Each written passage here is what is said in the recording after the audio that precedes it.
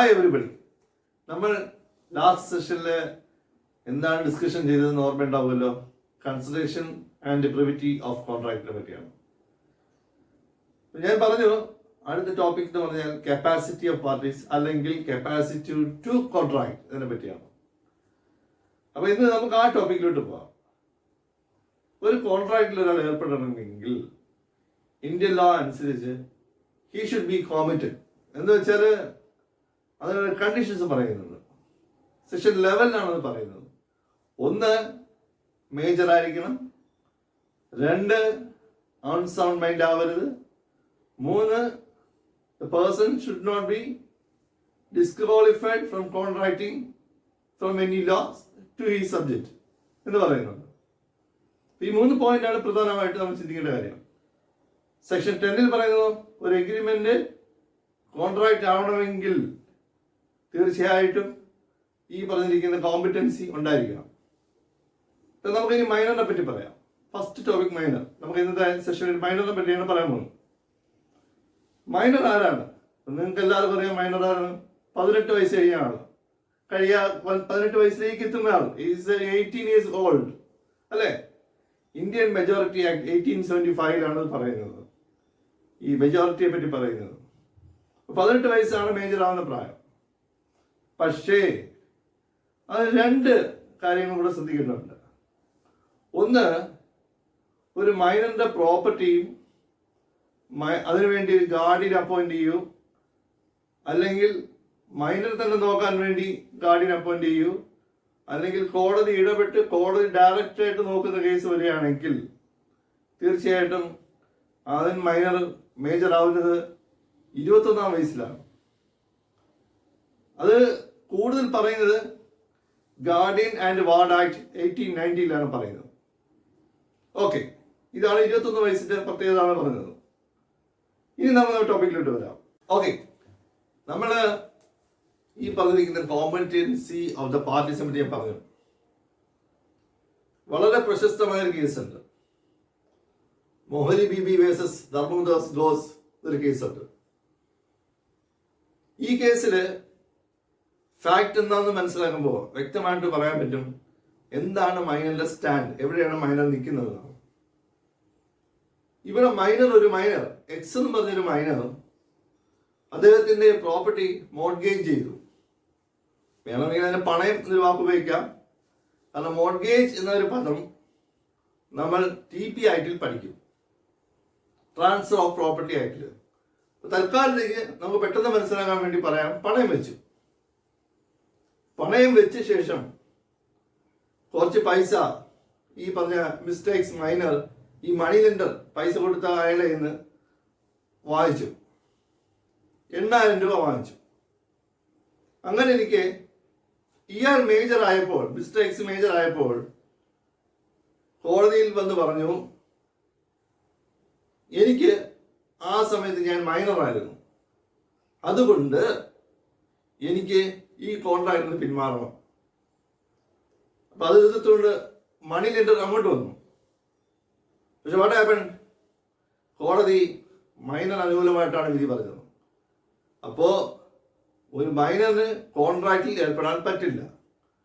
അത് മാത്രമല്ല, ഏറ്റവും രസകരമായ കാര്യം എന്ന് വെച്ചാൽ, ഈ കേസിൽ പറ്റിയ കേസ് എന്ന് വെച്ചാൽ, നമ്മുടെ മണി ലെൻഡർ കൊടുത്ത പൈസയില്ല, അതുപോലും തിരിച്ചു പിടിക്കാൻ പറ്റില്ല. അപ്പൊ സൂക്ഷിക്കുക, മൈനറിന്റെ കേസ് വരുമ്പോൾ ശ്രദ്ധിക്കുക.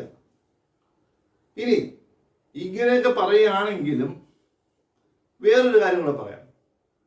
മൈനർക്ക് വേണമെങ്കിൽ ഒരു പ്രോമിസിയോ ഒരു ബെനിഫിഷ്യറിയോ ആവാം. ഒരു എക്സാമ്പിൾ ഞാൻ പറയാം. ഞാനാണ് മൈനർ. എൻ്റെ കയ്യിൽ താങ്കൾ കുറച്ച് പൈസ, ഒരു 1 lakh rupees കടം വാങ്ങിച്ചിരിക്കട്ടെ.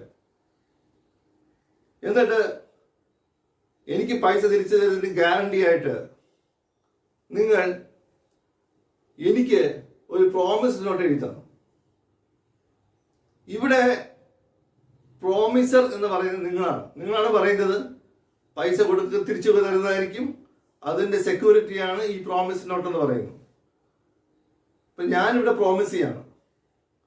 ഒരു മൈനറിന് പ്രോമിസ് ചെയ്യാക്കാം. കാരണം ഒരു പ്രോമിസർ ആകുമ്പോൾ കുറച്ച് ലീഗൽ ലയബിലിറ്റീസും ടെൻഷൻസും കുറെ കൂടുതൽ വരാം. പ്രോമിസിക്ക് അങ്ങനെ ഒരു തലത്തിലേക്ക് വരത്തില്ല. അപ്പൊ ഇവിടെ മൈനറിന് ഈ കോൺട്രാക്ട് എൻഫോഴ്സ് ചെയ്യാം എന്ന് വെച്ചാൽ നിങ്ങളുടെ കയ്യിൽ തിരിച്ച് പിടിക്കാം പൈസ. ഇനി മറ്റൊരു പ്രത്യേകത, മൈനറിന്റെ പ്രത്യേകത പറയാം. മൈനറായിരിക്കുന്ന സമയത്ത് എന്ന് വെച്ചാൽ ഒരു എക്സാമ്പിൾ പറയാം. ഞാൻ മൈനറാണ്, മനസ്സിലായോ? ഞാൻ മൈനറാണ്, നിങ്ങളുമായിട്ടൊരു കോൺട്രാക്റ്റിൽ ഞാൻ ഏർപ്പെടുന്നു. ഒരു 1 lakh rupees നിങ്ങളുടെ കയ്യിൽ നിന്ന് ഞാൻ വാങ്ങിക്കുന്നു, മൈനറായി ഞാൻ വാങ്ങിക്കുന്നു 1 lakh rupees. അന്ന് ഞാൻ 18 വയസ്സല്ല. പക്ഷേ കുറെ നാൾ കഴിഞ്ഞ് ഞാൻ 18 വയസ്സായപ്പോൾ നിങ്ങളുടെ സങ്കടം കണ്ടുകൊണ്ട് ഞാൻ പറഞ്ഞു, ഞാൻ ഈ കോൺട്രാക്ട് റാറ്റിഫൈ ചെയ്യാം. എന്ന് വെച്ചാൽ എനിക്ക് പൈസ, കിട്ടിയ പൈസ ഞാൻ തിരിച്ചു തരാം എന്ന് പറയുന്നു. ഞാനിപ്പോൾ മേജറാണ്, മെജോറിറ്റിയിലെത്തി കഴിഞ്ഞു.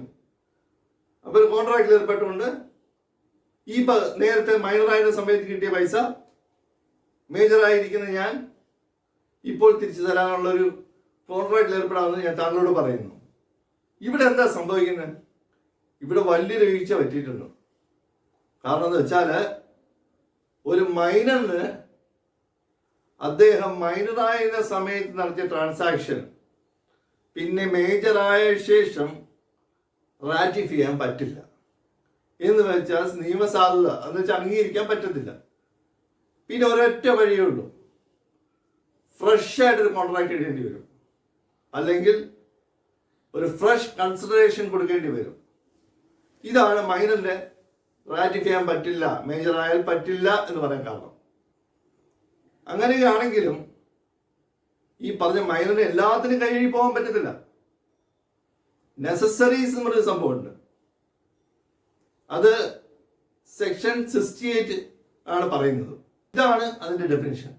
To section 68, if a person incapable of entering into a contract or anyone whom he is legally bound to support is supplied by another person with necessaries suited to his condition in life, the person who has furnished such supplies is entitled to be reimbursed from the property of such incapable person.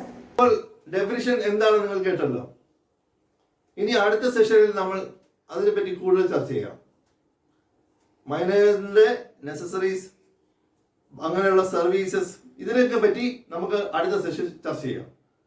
അപ്പോൾ till then, take care. Okay, bye.